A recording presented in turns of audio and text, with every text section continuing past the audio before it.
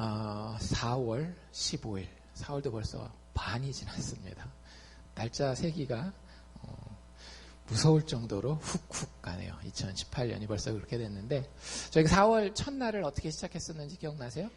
4월 첫날을 부활절로 시작을 했습니다. 그래서 하나님이 우리에게 주신 가장 큰 선물인 예수 그리스도의 부활에 대해서 4월 첫날 저희가 같이 나눴고요. 그것에 근거해서 지난주부터 오늘, 다음 주, 또 그 다음 주까지 4월 말까지 저희가 부활신앙을 가진 자라고 한다면 어떤 존재인지를 한번 깨닫는 그런 시간을 가지고 있는 중입니다. 지난주에는 저희가 그리스도인의 정체성에 대해서, 내가 누구인지, 이게 되게 중요하거든요. 내가 누구인지만 제대로 알고 있어도 사람들이 인생을 살아가는 데에 훨씬 더 나은 길을 훨씬 더 아름답게 살 수 있다라고 말씀을 드렸어요. 그런데 우리가 착각하지 말아야 될 것은, 우리는 죄인에 머무를 수 없다.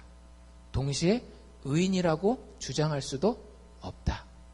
우리가 정말로 부활을 아는 예수 그리스도가 십자가에서 그렇게 처참하게 죽으셨고, 죽으셨을 뿐만 아니라 정말로 3일 만에 다시 살아나셨다라는 것을 믿고 알고 체험하는 자라고 한다면 우리는 늘 어떤 존재로 살아야 된다라고요? 용서받은 죄인으로 산다라고 말씀드렸습니다. 여러분들 한 주 동안 어떻게 사셨는지, 죄인으로 막 내가 살고 싶은 대로 사셨는지, 아니면 가면 탁 쓰고 의인인 척하고 사셨는지, 아니면 하나님 앞에 그리스도의 자유를 가지고 내 있는 모습 부족한 대로 드러나지만 그거 가지고 주님 앞에 또 나아가서 용서를 구하면 주님이 또 나를 회복시켜 주시는 그 용서받은 죄인으로 사셨는지. 예수 믿은 게 좋은 이유가 있다라고 얘기를 했죠. 방탕해서 나를 파괴할 필요도 없는 삶이고요. 가면 쓰느라고 너무너무 힘들고 속에 찌든 삶일 필요도 없는 거예요. 예수 믿는 삶은요, 죄인인 거 알고 그대로 살아가지만 그 가운데 하나님이 부활을 약속하셨다라는 것이 너무 놀라워서 늘 그 주님 앞에 나아가, 주님, 내가 이것도 실수했습니다. 내가 또 여기 넘어졌습니다. 라고 고백할 수 있는, 그래서 정말 나를 일으켜주시는 그 주님의 부활의 손길을 느끼는, 그게 그리스도인의 정체성이라고 우리가 지난주에 요한일서 말씀을 통해서 함께 나눴습니다. 오늘은 그리스도인의 영향력에 대해서 한번 살펴보기를 원합니다. 영향력. 여러분들은 얼마나 영향력 있는 삶을 살고 계신가요? 보통 우리가 영향력 하면 좀 높으신 분들, 좀 돈도 많은 분들, 이런 분들을 생각하는데 그런 건 세상적인 영향력이고요. 오늘 우리가 이야기하려고 하는 영향력은 그리스도인의 영향력입니다. 여러분들이 정말로 그리스도를 마음에 가지고 있다면, 부활하신 주님이 내 삶 가운데에 살고 계시다라고 한다면 어떤 영향력이 내 안에서 역사하는지를 살펴보려고 해요. 그래서 오늘 이야기를 들을 때 여러분들 좀 조심하셔야 될 게 있어요. 많은 우리가 교회 내에서 하는 설교나 특강이나 이런 것들 중에 영향력에 대한 이야기를 하면 오해하기 쉬운 부분이 뭔가 하면, 나도 저렇게 열심히 노력하고 결단하고 해가지고 한번 저렇게 큰 영향력을 미치는 사람이 돼봐야 되겠다. 높은 사람이 되고 이렇게 해서 그런 얘기 많이 하잖아요. 대통령이 됐는데 거기서 하나님께서 나를 대통령 되게 해주셨습니다 하면 하나님이 엄청나게 영광 받으시고 내가 영향력을 많이 끼치는 그런 것들을 생각하실까봐 제가 미리 약간의 주의를 드리는데, 제가 여기서 말씀드리는 영향력은요, 내가 아무것도 하지 않는데 하나님께서 나를 통하여서 발휘하는 그런 영향력을 얘기하는 거예요. 그러니까 그런 세상적인 영향력과는 좀 다르다라는 것을 기억하시고요. 그러니까 좀 편하게 들으시면 돼요. 내가 예수 믿으니까 이제 나가서 이렇게 영향력을 발휘해야지. 엄마로서, 아빠로서, 세상에 뭘로서 이런 영향력을 발휘해야지. 이런 어떤 책임감과 의무감과 그래서 짓눌리는 이런 마음을 가지고 듣지 않으셔도 돼요. 여러분들 뭐만 들으시면 되냐면요. 하나님이 그리스도인의 삶에 어떻게 영향력에 대한 그림을 그려가시는지만 보면 돼요. 그 다음에 여러분들이 하셔야 되는 일은 뭐냐면 여러분들이 그 하나님과 함께 살면 되는 거예요. 그리스도의 십자가를 바라보고 그 십자가 가운데 이루어진 하나님의 사랑과 그 가운데 드러난 부활의 능력과 여러분들이 함께 살기만 하면 제가 오늘 여러분들에게 묘사해드리는 이 영향력 있는 삶이 자연스럽게 여러분들 것 되는 겁니다. 여러분들이 이 사실을 꼭 기억하셔야 돼요. 만약에 여러분들이 오늘 이 설교를 듣고 도덕 설교로 들어서 내가 이렇게 해서 이런 영향력 있는 사람이 돼야 됐다 그러면은요, 여러분들 되게 힘들 거예요. 왜? 반드시 안 되는 순간이 오니까. 근데 그게 아니라 하나님의 사람들은 다 이런 영향력을 주셔서 이렇게 역사하시는구나를 그냥 알고만 가시면 돼요. 이게 예수 믿는 사람들의 특권이고 영적인 자유입니다. 억눌리고 막 쥐어짜가지고 생활을 하는 것이 아니라 정말로 그리스도가 죽고 다시 사신 거 그거 하나 때문에 우리의 삶이 하나님이 그려놓으신 그 명작 삶이 돼가는 거예요. 그런 것들 한번 여러분들 오늘 말씀을 통해서 보실 수 있기를, 발견하실 수 있기를 바랍니다. 여러분들이 진짜 그리스도인이 아니면은요, 이거 흉내내려고 하지 않으셔도 돼요. 여러분들이 가지고 있는 기독교 신앙이라는 것이 만약에 정말로 그리스도가 다시 살아난 그 신앙이 아니라고 한다면 오늘 여러분들이 해야 되는 작업은요, 과연 내가 예수의 죽음과 부활을 진짜로 믿고 있는가? 그것이 24시간 내 삶에 살아있는가를 먼저 점검하십시오. 영향력은 그 다음 문제예요. 어쨌든 이런 영향력이 그리스도인들의 삶에는 실질적으로 역사합니다. 한번 시작해 볼까요? 하나님은 그리스도인들을 통해 세상의 다름을, 변화를, 회복을 만들어 가도록 작정하셨습니다. 여러분들 꼭 기억하십시오. 하나님은 우리 그리스도인들을 통해서 이 세상 가운데의 변화를, 회복을, 뭔가 다름을 만들어 가기로 작정하셨어요. 이게 성경의 맨 처음부터 맨 마지막까지 계속해서 주어지는 메시지예요. 하나님은 그것을 위해서 하나님의 백성들에게 영향력을 허락하십니다. 우리가 예수 믿는 사람이라고 한다면요, 절대 세상에서 구석탱이에 처박혀서 그냥 나는 대충 힘들지만 않게 살다가 하나님 축복해 주시면 좀 좋고 그냥 나중에 천국 지옥 갈 때는 천국만 가면 돼 라고 생각하는 사람일 수가 없어요. 우리가 진짜 그리스도인들이라고 한다면 우리는 삶 가운데서 하나님이 나에게 영향력을 주시는 것을 발견하게 됩니다. 그리고 그것을 가지고 능력 있게 살게 돼요. 부활신앙을, 특별히 여러분들이 죽은 자가 다시 살아났어요? 여러분들이 믿는 믿음의 내용이 뭔지 정확하게 말씀드릴게요. 여러분들은 그리스도인이라고 고백하면 뭘 믿는 거냐면 사람이 죽었다가 다시 살아난 걸 믿는 거예요. 근데 그거 정도만 믿는 게 아니라 그 죽었다가 다시 살아난 사람이 여러분 속으로 들어와서 지금 살고 있다는 걸 믿는 거예요. 그게 예수 믿는 믿음입니다. 그냥 정보상 2000년 전에 어떤 일이 있었다라는 것에 예스라고 동의하는 게 기독교 신앙이 아니라 어떤 사람이 그냥 특별한 사람이, 그냥 보통 사람이 아니라 특별한 사람인데 하나님이 사람이 되어서 이 땅에 내려오셨고 그분이 우리와 똑같은 육체를 가지고 죽었는데 다시 살아난 거예요. 근데 그분이 살아난 걸로 끝난 게 아니라 그분이 굉장히 신비로운 능력으로 지금 내 속에 들어와서 살고 있습니다. 여러분들이 진짜 이걸 믿으면 그때 그리스도인이에요. 지적인 동의가 그리스도인, 문화적인 동의가 그리스도인 되는 것이라고 절대 생각하지 마십시오. 저희 교회에도 아직도 그리스도인 돼야 되는 분들이 있을 수 있어요. 정말로 예수가 죽음 가운데 살아난 그분이 내 안에 들어와서 살고 있다라고 하면은요, 여러분들 우리는 세상의 빛과 소금입니다.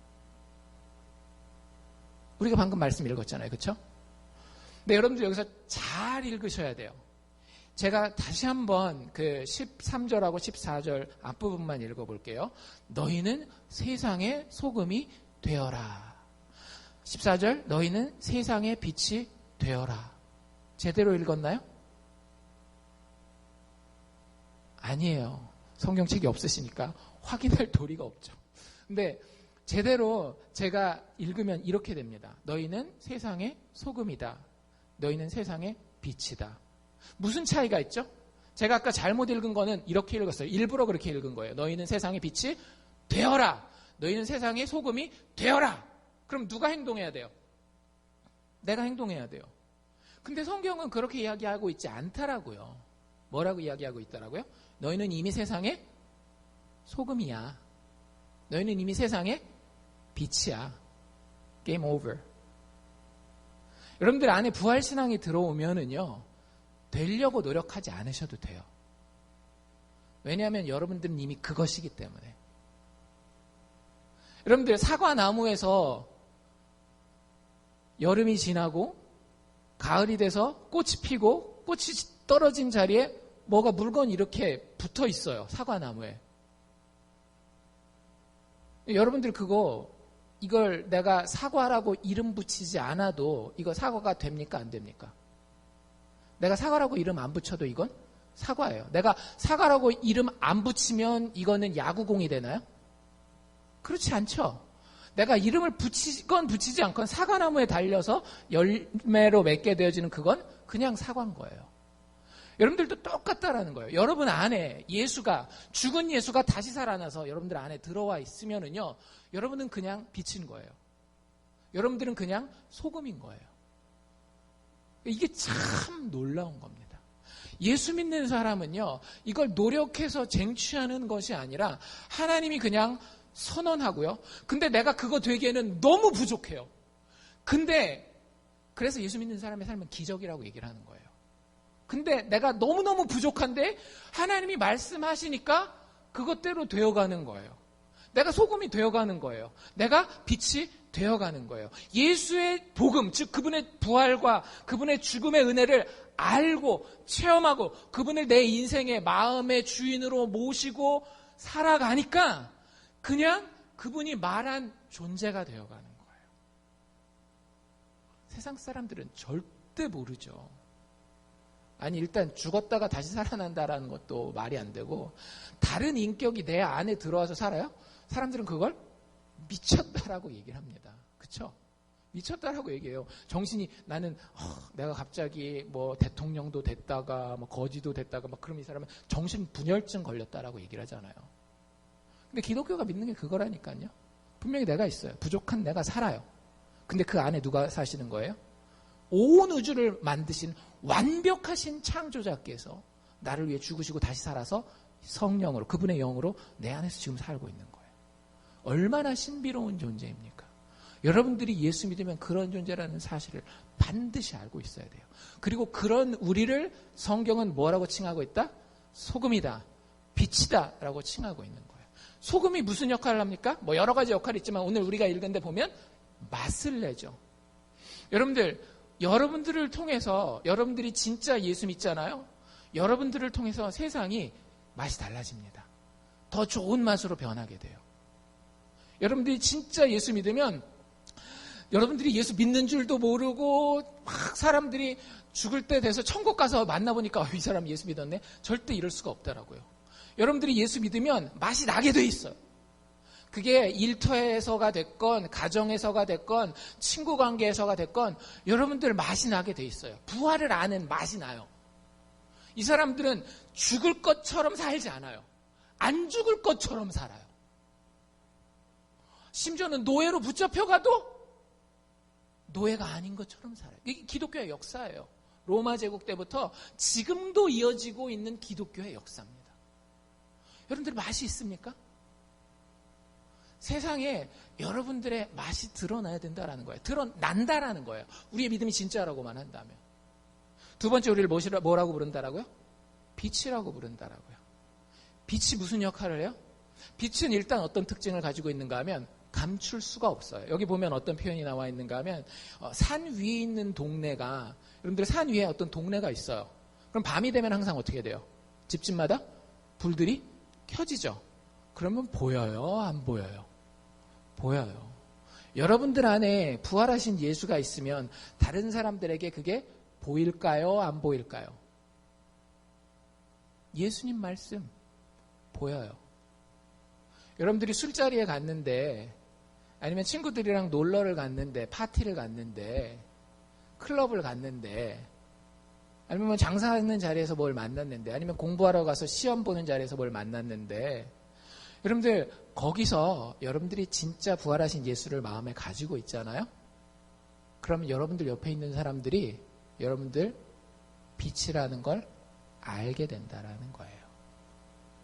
그러니까 여러분들이 어디에 있든지 간에 여러분들은 빛인 거예요. 근데 그 빛이 자기가 드러나기만 하는 특징을 가지고 있는 게 아니라 또 한 가지 특징이 뭐가 있어요? 여기 보니까 모든 사람에게 비춰주는 특징을 가지고 있는 거예요. 여러분들이 그 자리에 있음으로써 다른 사람들이 보지 못하는 것들을 여러분 때문에 보게 됩니다. 여러분들 친구들은 다 막 돈 때문에 막 돈 그러고 있어요. 많이 벌어도 적게 벌어도 돈 그러고 있어요. 근데 부활하신 예수가 있는 사람이 그 대화 자리에 같이 있으면은요, 일단 이런 느낌이 드는 거예요. 저놈은 왜 돈 얘기를 별로 안 하지? 나보다 더 잘 사는 것 같지도 않은데? 뭘 그렇게 많이 모아놓은 것 같지도 않은데? 얼굴은 왜 이렇게 편한 거야? 굉장히 기분이 나쁩니다. 여러분들이 그런 존재가 돼야 돼요. 여러분들 통해서 여러분들 주변에 있는 사람들이 도전을 받아야 됩니다. 아주 긍정적인 도전을. 여러분들이 뭘 성취해서가 아니라 여러분 안에 부활하신 예수가 있기 때문에 그것 하나만 가지고 여러분들을 통해서 사람들이 인생을 다시 생각해 봐야 그게 맞는 거예요. 근데 대부분 우리는 어떻게 돼요? 거꾸로 되는 경우가 너무 많죠. 교회 와서는 그래 목사님이 돈이 우상이 될 수 있으니까 조심하라 그랬다는데 가서 돈 얘기를 돈 그러면 내가 획 돌아버려가지고 나도 돈 생각만 계속 하게 되잖아요. 여러분들 우리 안에 예수가 정말로 부활해서 살고 있으면은요, 우리가 그들을 비춥니다. 만약에 우리가 그들을 비추지 못하면 둘 중에 하나인 거예요. 내 안에 예수가 살고 있지 않거나 만약에 산다라고 한다면 굉장히 심각한 영적 질병 가운데에 빠져 있는 겁니다. 성경은 이렇게 분명해요. 부활신앙으로 살게 된 그리스도인은 빛과 소금으로서 세상에 영향력을 끼치는 존재라고 하는 거예요.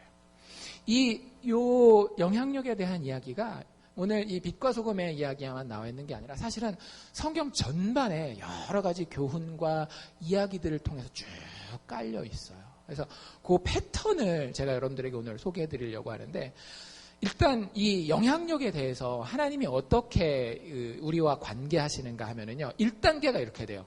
하나님은 믿음의 사람들에게 영향력을 인식하게 하십니다. 여러분들이 어떤 영향력을 가졌는지, 어떤 사람은 말을 잘하는 영향력을 가진 사람들이 있을 수 있잖아요. 그렇죠? 어떤 사람들은 돈을 잘 버는 영향력을 가진 사람들이 있을 것이고, 어떤 사람들은 손님을 잘 접대하는 영향력을 가진 분들이 있을 것이고, 어떤 분들은 힘든 사람을 막 잘 위로해주는 영향력을 가질 수도 있는 것이고, 어떤 분들은 미술이나 음악적인 재능을 통해서 다른 사람들에게 감동을 끼치는 그런 영향력을 가질 수도 있는데, 그런 것들이 우리 안에 잠재해 있지만 그것이 궁극적으로 우리가 부활 예수를 만나게 되잖아요. 그리고 그 부활 예수를 품게 되잖아요. 그러면 하나님이 하시는 첫 번째 일이 뭐냐면, 하나님은 믿음의 사람들에게 그 영향력을 인식하게 하십니다. 여러분들, 나는 별 볼 일 없는 존재인데 그렇게 생각하지 마세요.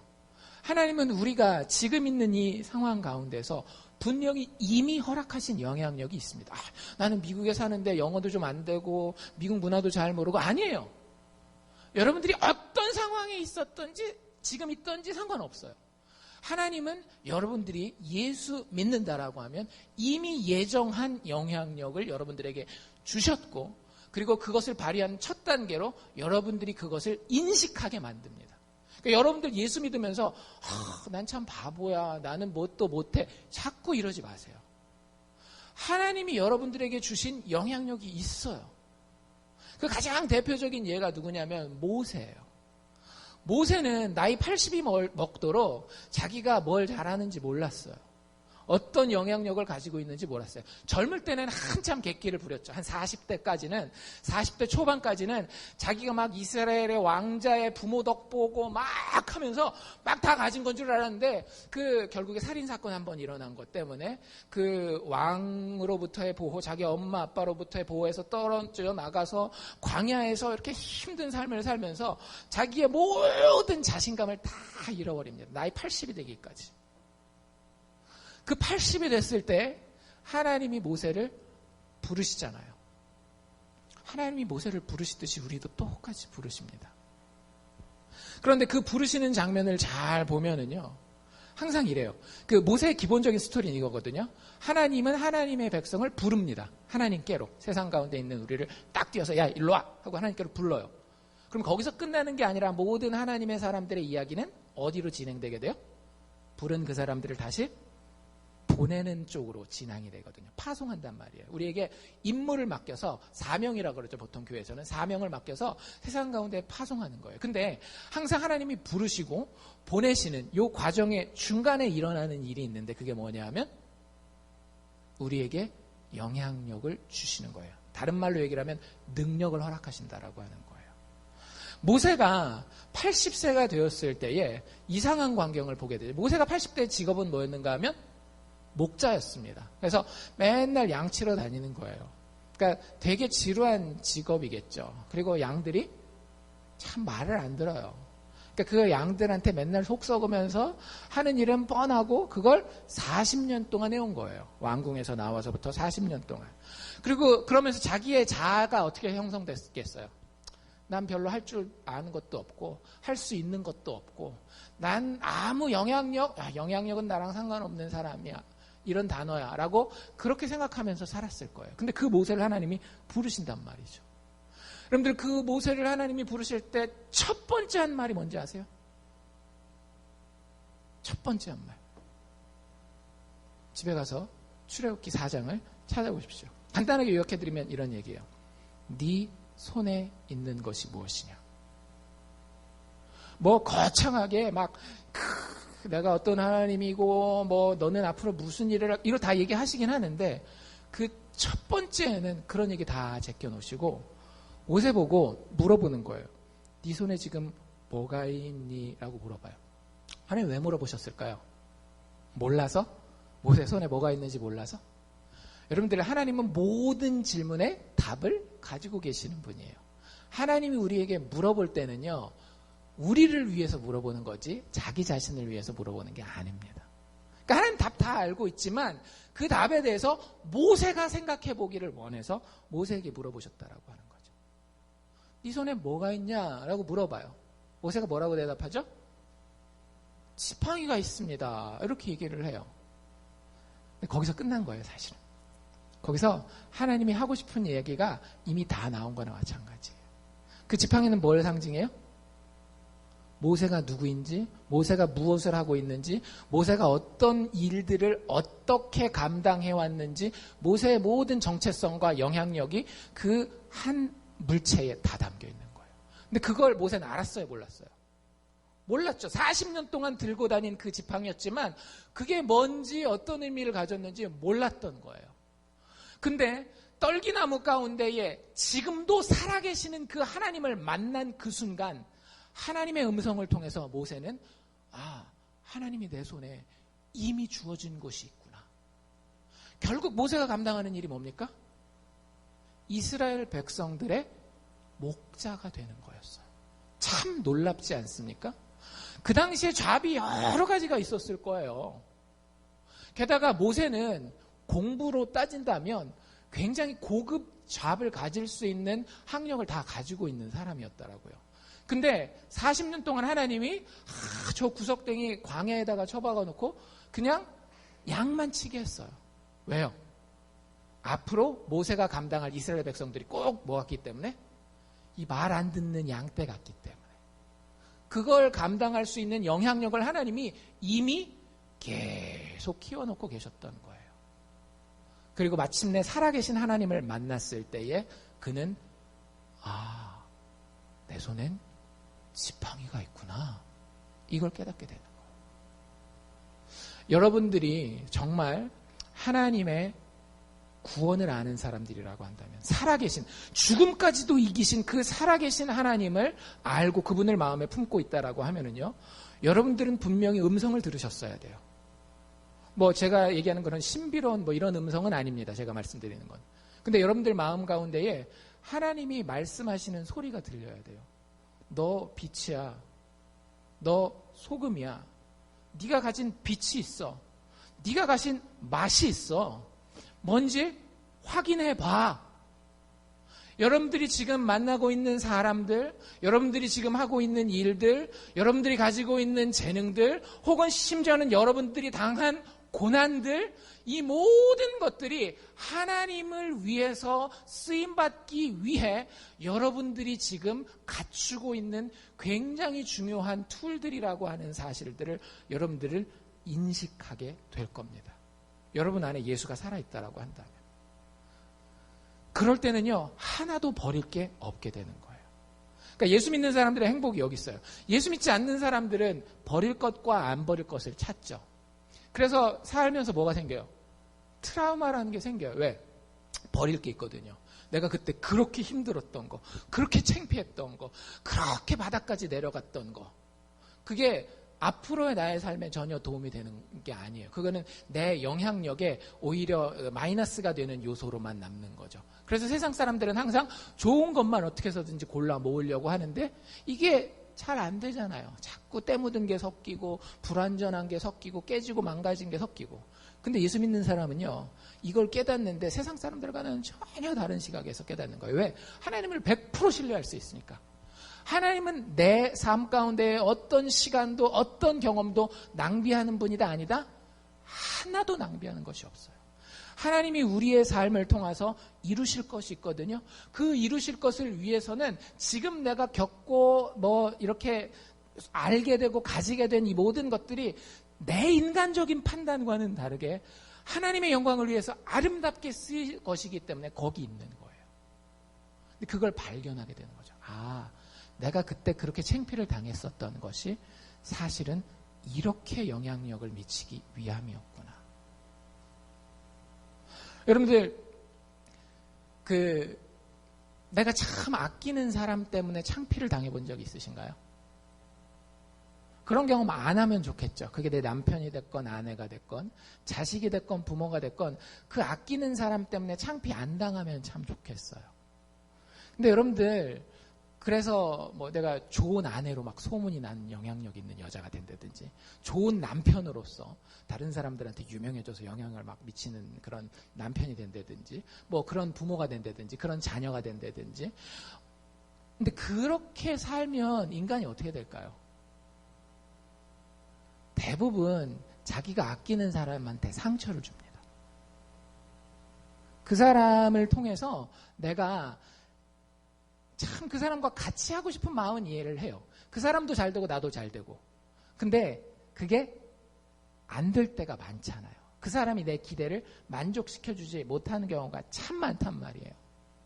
그러면 우리는 그것에 대해서 버립니다. 심지어는 부모도 어떤 마음이 드는가 하면 때로는 확 이제는 놔버릴까? 이런 생각이 드는 경우들이 있으신 분들도 있을 거예요.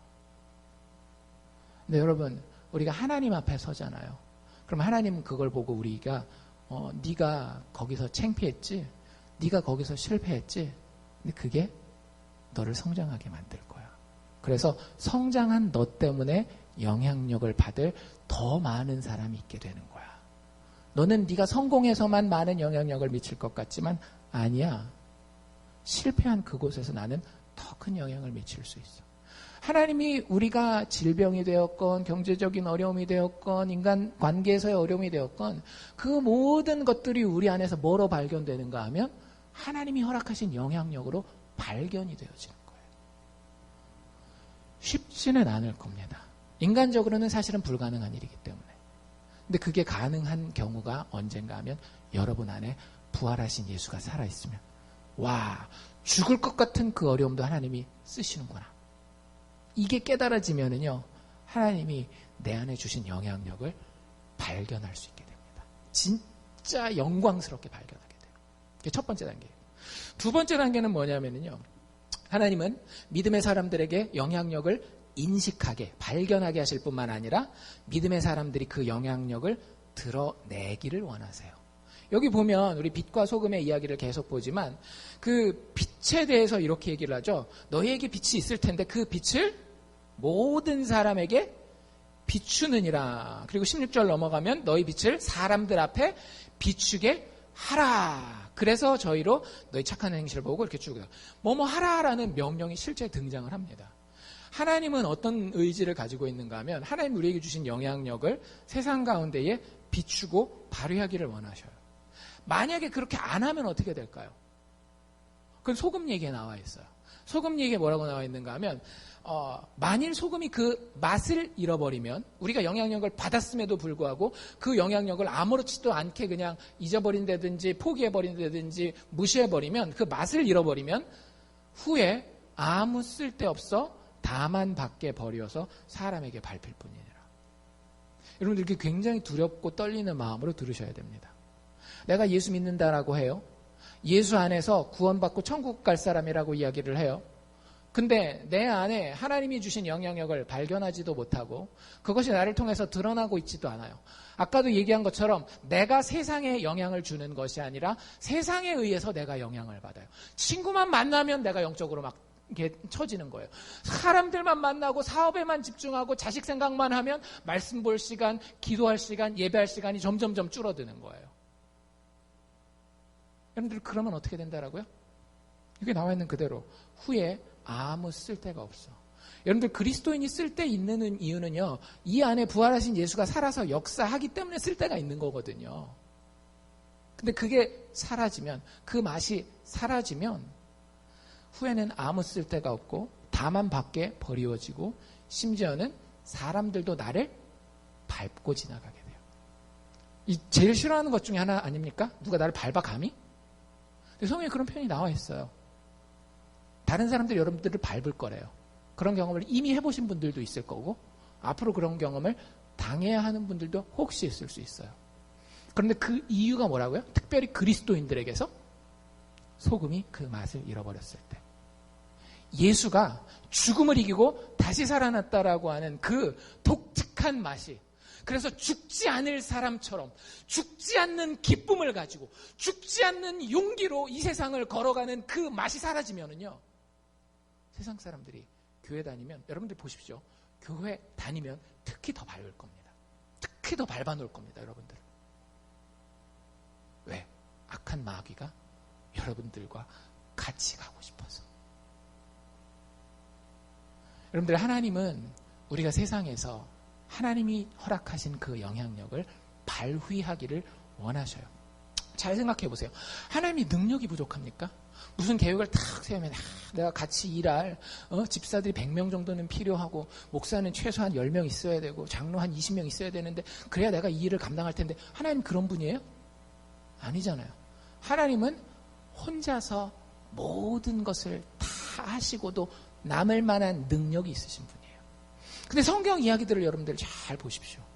하나님이 정말로 많은 경우에 최대한 자주 믿음의 사람들과 같이 일해요. 그러지 않아요?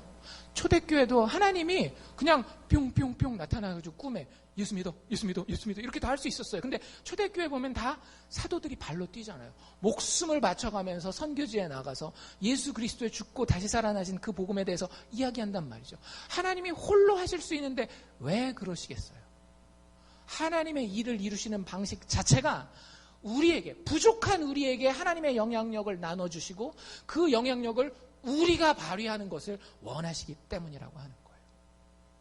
여러분들 예수 믿으십니까? 부활하신 예수가 여러분들의 삶에 살아 계시면은요, 여러분들이 그 부활 능력으로 여러분들 주변에 있는 사람들에게 영향을 미치셔야 돼요. 그러니까 도덕적인 의무로 이야기하는 것이 아니라 그렇게 될 수밖에 없어요. 거꾸로 뒤집어서 얘기하면 여러분들이 세상에 나갔는데 맨날 세상 친구의 영향만 받아요. 그리고 여러분들을 통해서 그 친구들은 천국에 대해서 하나님에 대해서 예수님에 대해서 한 번도 고민 안 해요. 그럼 어떻게 생각하면 되냐면요. 내가 뭔가 굉장히 잘못된 방향으로 가고 있는 거예요. 예수의 부활이 살아있는 사람은요, 그럴 수가 없다니까요. 왜? 하나님 뜻 자체가 예수 믿는 사람들을 통해서 그리스도의 영향력을, 그 부활 복음의 영향력을 끼치는 것인데, 그게 내 삶의 증거로 드러나지 않아요? 그럼 혹시 없는 거 아닐까요? 그 부활하신 예수가 내 삶에 없는 거 아닐까요? 하나님 그렇게 역사하신다라는 거예요. 내 주변에는 다 예수 안 믿는 사람인데요. 그 사람들이랑 어떻게 뭐 그런 얘기를 하나요? 뭐 그 사람들 맞춰가면서 세상 사는 게 다 그렇죠 뭐. 여러분들 그건 죽어있는 삶이에요. 예수가 살아있는 삶은요. 그렇지 않아요. 1대 100이라도 여러분들이 이깁니다. 아니 1대 100만이라도 여러분들이 이겨요. 여러분 하나 대 전 세계 인구를 할지라도 여러분들이 이겨요. 누구만 있으면? 부활하신 예수만 여러분들 마음에 있으면. 이런 담대함이 그리스도인을 그리스도인 되게 만드는 거예요. 그리스도인을 빛되고 소금 되게 만드는 거예요. 조금만 내 주변에 막 다른 얘기하고 다른 것에 관심 가지는 사람들이 많으면 나도 거기 다 팔려가가지고. 여러분들 세상에서 여러분들 예수 믿지 말라고, 예수 믿는 것에 대해서 증거를 드러내지 말라고 여러분들한테 총 갖다 대고, 안 그러면 막 칼로 목에다 대고 막 그럽니까? 안 그러잖아요. 우리 충분히 영향력을 발휘할 수 있는 삶과 환경 가운데 있음에도 불구하고 우리는 그걸 드러내지 않아요. 제가 몇 번 말씀드려요. 마치 시크릿 에이전트, 비밀 요원처럼 그 사람이 예수 믿는지 안 믿는지 절대 들키지 않게. 제가 이 설교를 기초로 한 그 리거렌 목사님 설교, 제가 오늘이나 내일 중에 올릴 겁니다. 영어로 들으실 수 있는 분들은 꼭 들으시면 좋겠고요. 거기에 정말로 아주 좋은 예가 하나 나와 있어서 여러분들에게 소개를 해드리려고 그래요. 그 목사님이 자기가 만난 한 사람의 이야기를 소개하는데, 이 사람 이름이 데니 두셰인이에요. 데니 두셰인. 이 사람이 사는 곳은 시에라 컨서베이션 센터라고 하는 데서 살고 있습니다. 이름 되게 좋죠. 시에라는 동네 이름이고요. 컨서베이션은 뭐 영어 단어가 좀 어려울 수 있는데 보호, 뭐 이렇게 자연보호 뭐 할 때 이런 때 쓰는 거예요. 그래서 시에라에 있는 보호센터 뭐 이런 데 살고 있어요. 되게 좋은 데 살 것 같죠. 예. 여기가 그 캘리포니아에 있는 유명한 감옥 중에 하나예요. 그러니까 그 사람들 못 나가게 이렇게 잘 보호해 놓고 있는 이런 시설입니다. 근데 감옥도 여러 가지 종류의 감옥이 있잖아요. 근데 이 감옥은 특별히 아주 흉악 범죄를 지은 사람들만 들어가는 데입니다. 댄이라고 하는 사람도 1982년에 한 범죄에 연루되게 돼요. 10대 때, 그러니까 애일 때 형들이랑 이렇게 같이 다니잖아요. 그때 그렇잖아요. 어릴 때는 형들이랑 같이 다니면서 사고를 쳤는데 그 사고 친 데서 사람 2명을 죽였어요. 그리고 얘가 잡히고 10대였지만 미국 법은 확실하죠. 얼마 받았을까요? 종신형, 무기징역을 받습니다. 그러니까 1982년에 이 일이 있었으니까 뭐 아직도 감옥에 계신 분의 이야기예요. 근데 이분이 감옥에 들어간 지 한 달 만에 전도를 받고 예수 믿게 됩니다. 그럼 이분은 평생 동안 그리스도인으로서 어디서만 살아본 거예요? 감옥에서만 살아본 거예요. 그렇죠? 여러분, 감옥이 어떤 곳입니까? 들어온 모든 사람의 영향력을 최대한 억제하는 곳 아닙니까? 그 사람들의 영향력을 빼앗는 곳이 감옥이에요. 왜? 그 사람들이 과거에 세상에서 그들 가정과 이웃 주변에서 나쁜 영향력을 행사했던 기록이 있기 때문에 최대한 한 군데다가 몰아놓고 그 사람들의 영향력을 할 수 있는 한 최대로 제한하는, 그것이 감옥의 역할이에요. 그럼 이분은 사실은 어떤 상황 가운데 있는 거예요? 아무리 기독교인이 됐지만 손도 발도 다 잘라놓은, 아무 영향력도 발휘할 수 있을 가능성이 거의 없는 그 상황 가운데 있는 거예요. 근데 그렇지 않아요. 진짜 예수를 만나면은요, 감옥 안인지 감옥 밖인지가 중요하지 않더라고요. 감옥 안에 있는데요, 이분이 불이 타기 시작한 거예요.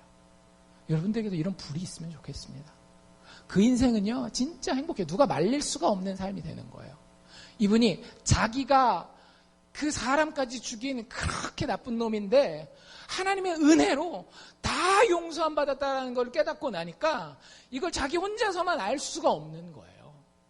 자기가 가진 이 교도소 안에 제한된 그 영향력을 가지고 자기 옆에 있는 모든 그 감옥에 들어와 있는 사람들에게 그 영향력을 미치기로 해요.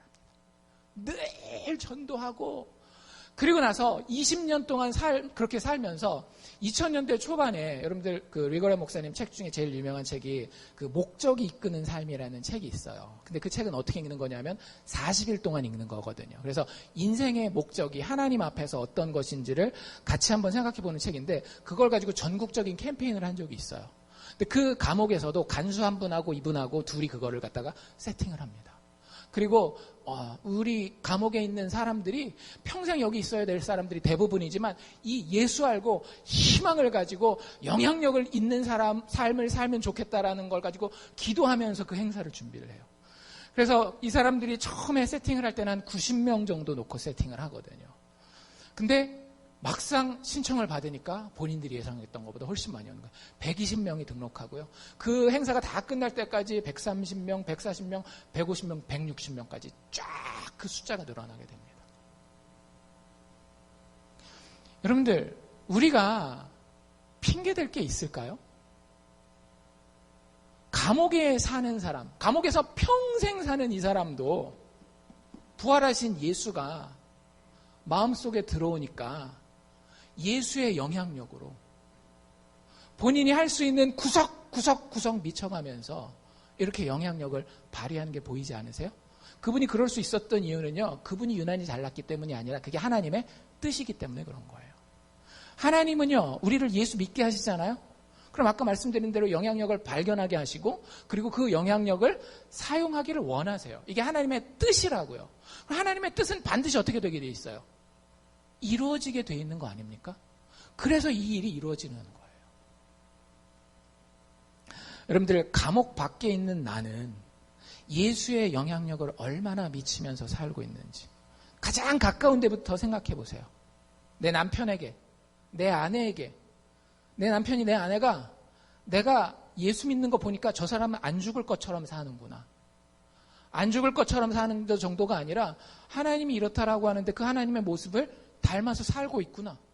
손해보더라도 어렵더라도 하나님의 길은 가는구나.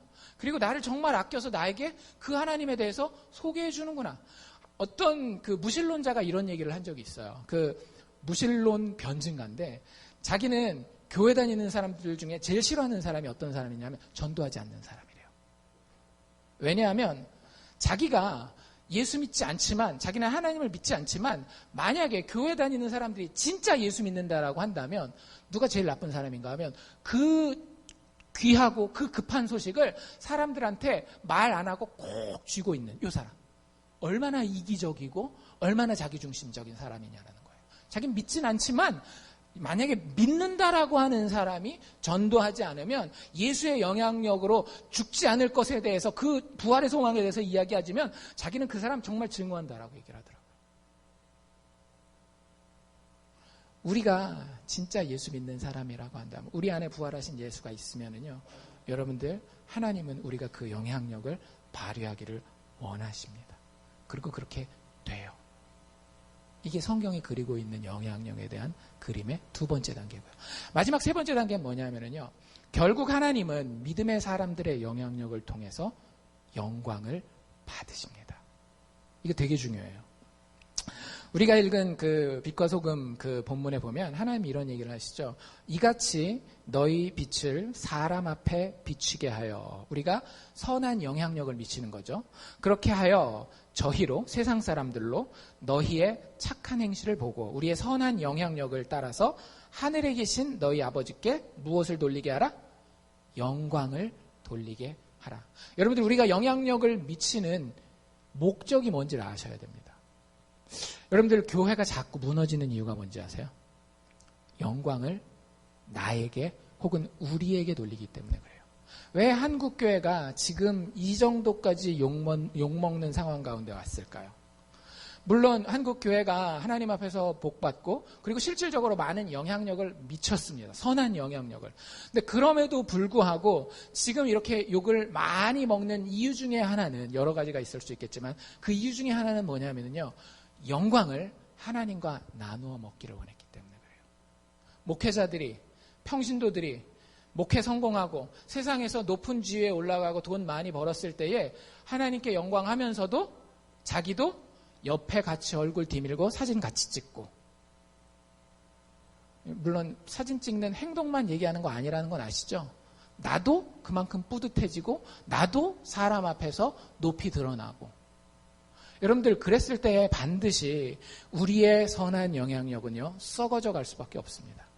근데 부활하신 예수께서 처음부터 끝까지 역사하시는 영향력은요 처음부터 끝까지 나는 없고 하나님의 영광만 있게 되는 거예요. 아까 그 데니라고 하는 사람이 그 인터뷰한 게 그 설교에 나오거든요. 거기에 몇 번이나 반복하는 표현이 있어요. 이건 정말 특권입니다. 이건 정말 특권입니다. 일단 말 자체가 안 되지 않나요? 평생 동안 감옥에 갇혀서 살아야 되는데 감옥에서 한 발자국도 못 나갈 텐데 그걸 특권이라고 이야기를 한다라고요.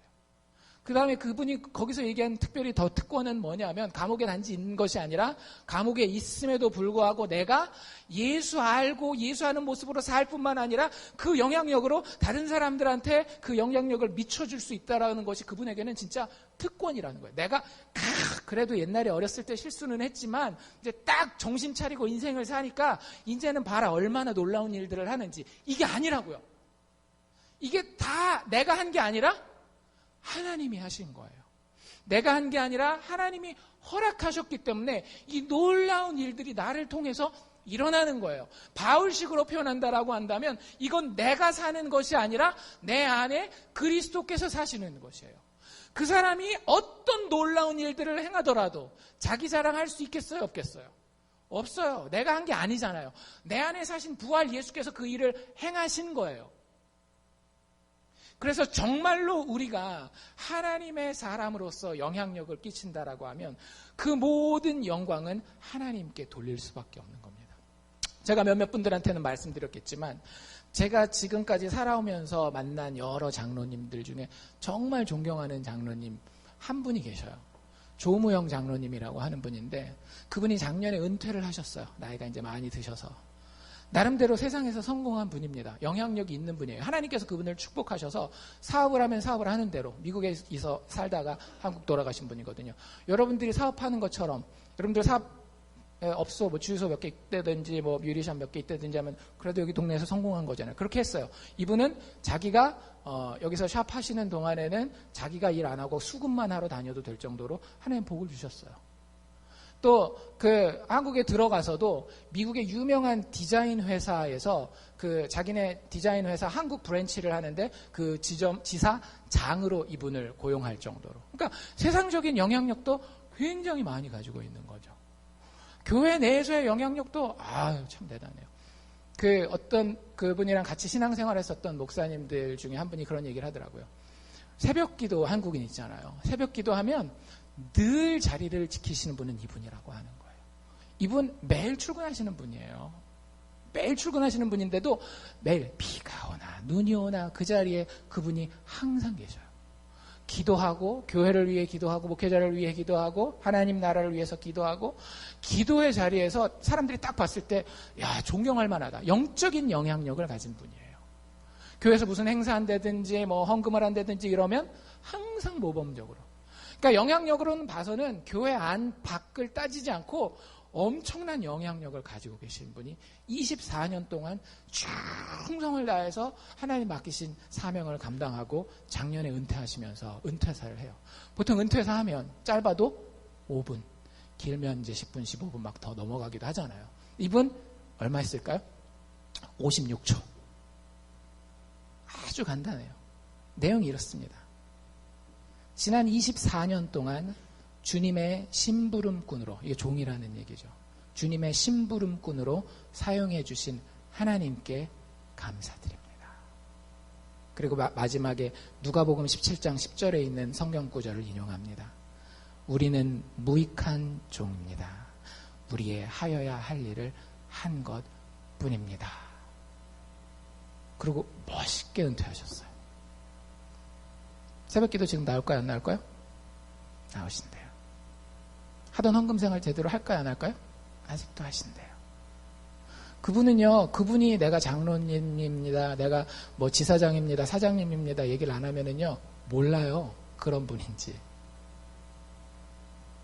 저랑 이렇게 잘 맞아가지고, 마음 맞으면, 칼국수 먹으러 갑시다. 뭐 이렇게 가서 먹기도 하고, 뭐 되게 털털하고 소탈하고. 만약에 그 기독교인들이 그런 영향력을 미친다면, 진짜 세상에서 교회가 이 정도까지 욕을 먹을까라는 생각을 한번 해봐요. 그런 사람은 그냥 세상적으로 봐도 되게 매력적이지 않나요? 그 사람이 뭐라 그러면 귀를 좀 더 기울이게 되고, 그 사람들이 뭐 하자 그러면은 뭘 잘 모르더라도 그래 한번 해보지. 저 사람이 하자는 거니까. 그런 생각 들지 않겠냔 말이죠.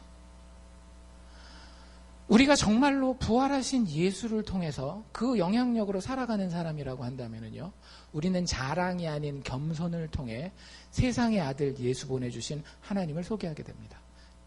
때로는 말을 통해서, 때로는 우리의 행동 자체를 통해서. 자랑할 자리가 없는 거예요. 내가 사는 게 아니잖아요. 내가 죽을 수 없는 이유는요, 내가 바둥바둥하고 어떻게 해서든지 살려면 나는 반드시 죽는다니까요. 근데 내가 죽을 수 없는 이유는요, 내 안에 죽을 수 없는 그분이 살고 계시기 때문에 그런 거예요. 내가 그 삶을 살고 있는데 뭘 자랑할 게 있겠어요? 그러지 않겠어요? 저희 교회 그런 사람들이 많으면 좋겠어요. 내가 뭐 이걸 했는데, 내가 교회 뭐 이런 얘기가 없이 많이 해요. 정말로 하나님을 위해서, 하나님의 믿음의 형제들을 위해서 좋은 선한 영향력을 끼치지만 그 모든 영광은 누구에게 돌아가는 거예요? 하나님께만 돌아가는 거예요. 목사한테 돌릴 필요도 없고, 주변에 있는 다른 사람한테 돌릴 필요도 없고, 자기한테 돌릴 필요도 없고, 그냥 하나님께만. 왜? 하나님이 다 이끌어가고 계시는 거니까. 예수를 죽음 가운데 살리신 그분이 지금도 똑같이 살아서 역사하고 계시는 거니까 그분만 영광 받으시면 되지 않겠어요? 여러분들, 그러면 세상도 우리의 선한 영향력을 보고 하나님께 영광을 돌리게 된다라고 하는 것이 마태복음의 가르침입니다. 다시 물어봅시다. 여러분들 그리스도인입니까? 여러분들 그리스도인입니까? 여러분들 삶 가운데에, 여러분들 마음 가운데에 죽고 다시 사신 예수가 살고 있습니까? 여기서부터 확인하십시오. 만약에 이것이 정말로 여러분들의 심장에서 예스라고 대답이 된다라고 한다면 여러분들 기억하십시오. 나는 하나님께서 예수 그리스도를 통해 특권을 허락한 존재이며 또 그 특권으로 세상의 빛과 소금으로서 선한 영향력을 미치는 존재이다. 여러분들이 예수 믿으면 이런 존재라고요. 다시, 나는 하나님께서 예수 그리스도를 통해 특권을 허락하신 존재이고 또 그 특권으로 세상의 빛과 소금으로서 선한 영향력을 미치는 존재다 라고 하는 사실을 깨닫고 믿고 여러분들 그대로 되시기를 바랍니다. 여러분들의 노력과 여러분들의 재능 때문이 아니라 예수 믿는 믿음 한 가지 때문에 늘 그리스도 예수의 십자가 은혜와 능력, 그 부활 가운데 있기에 주변 사람들이 생각하고 행동할 때에 여러분들의 빛을 보고 여러분들의 맛을 느끼면서 아, 저게 참된 삶이구나. 아, 저게 참된 인간됨이구나를 깨닫고 도전받을 수 있기를. 그래서 그 모든 일들 가운데에 오직 하나님 한 분만 영광 받으실 수 있기를 주의 이름으로 축원합니다. 기도합시다.